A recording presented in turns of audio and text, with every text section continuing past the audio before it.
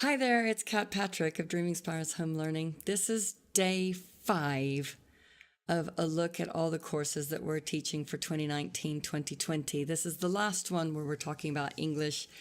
This one's about American literature. And if you haven't guessed yet, the English courses are the ones that I teach. I teach all 4 of them. So that's Middle Ages, Renaissance, British Novel, and American Lit.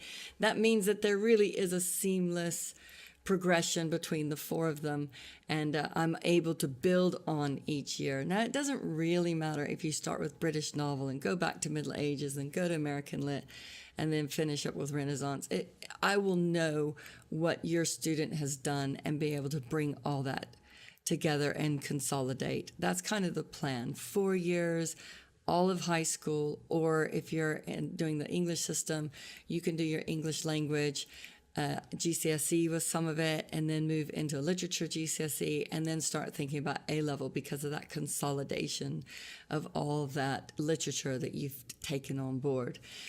So American Lit, the topics, I suppose, are a little bit more challenging. So I prefer students to be sort of mature 13, but more like 14 and older. There's so much about slavery. There's quite a lot of very low key, but definitely, we read the Scarlet Letter, so infidelity is one of the topics. Not that I, dwell on it, but it is one of the meanings of A in Scarlet Letter. We look at the jungle and what it was like to be an immigrant in the early 1900s. We read The Great Gatsby, To Kill a Mockingbird, Fahrenheit 451, and The Outsiders.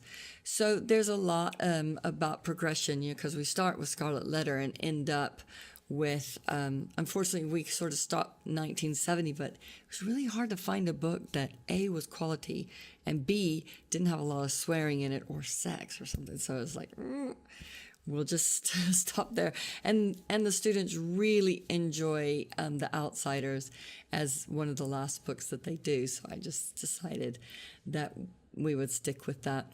The writing extension, which you can have extra, either to make it into an honors package or to have 1.5 credits if you're in high school in America and using transcript for your university entry.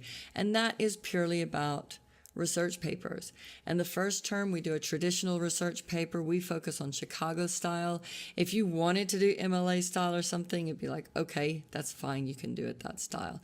But I tend to use Chicago style because I like to have sometimes notes in my footnotes or my endnotes. In the second term, we do a multi-genre project about an American artist. And then finally, we end up with an empathy project where you take some folk song like the Star-Spangled Banner and imagine that you're an eyewitness to that, and you write a story and incorporate facts and sources into that as a little bit easier and more fun kind of research paper. But it is challenging, but your student will absolutely learn how to ferret out sources, take the notes for them, write the paper, organize the paper in a logical and very compelling way, and also spread their wings with something like a Prezi presentation and learning how to pick an overall theme for a project.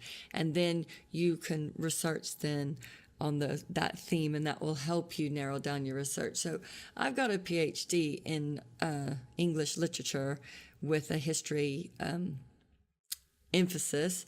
And so ferreting out sources is something I love to do, but I also want to make sure that they're citing them properly so that they don't get in trouble when they get into university or even in business later on if they have to do a presentation and they haven't properly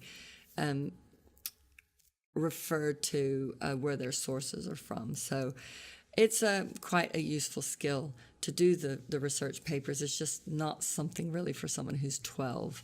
So that's why the American Lit tends to be a later course. Now, it's only a later course if you do the add-on writing. If you only do the main course, then I think you could be a mature 13 or 14 and it would be fine.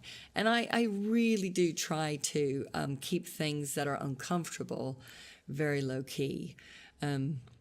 But if it's in the book, then it's part of the conflict in the plot and that sort of thing. But if you're not sure, you can always contact me either through the contact form on the websites. We've got one for .com, one for .co.uk, and that's www.dreamingspiresHomeLearning with one of those endings on it. I'm also on Facebook at Dreaming Spires Home Learning as well, and at Instagram with Kat Patrick Online Tutor. So I'm very accessible if you need to ask me any questions. Tomorrow I will talk about our creative writing course that's taught by our resident professional writer, Jackie Pavlenko. So until then, I'll go change my lipstick. I don't know. I'll see you later. Bye.